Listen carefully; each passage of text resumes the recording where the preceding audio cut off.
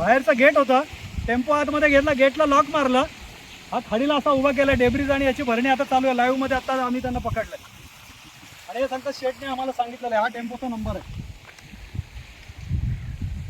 किती किती दिवसापासून टाकता इथे? हा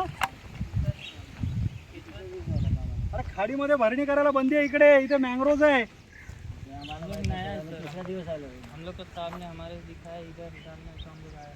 हे बघा दूसरा दिवस आहे. दाखव.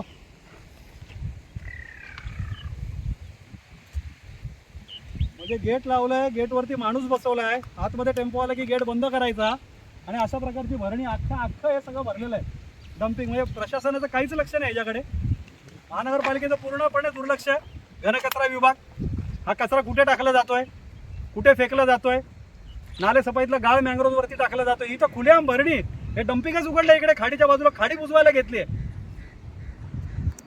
महानगरपालिकेच्या अधिकाऱ्यांच्या संगनमताने चाललेलं आहे. जर कारवाई होत नाहीत तर महापालिका हद्दीतला भाग आहे. हे बघा ही 2 जण तर आम्ही नवीन आहे. आम्ही आणि हा टेम्पो कुठे उभा केलाय बघा. ही मागची खाडी दाखवा, ही समोर खाडी, खाडी मधली भरणी, हा टेम्पो.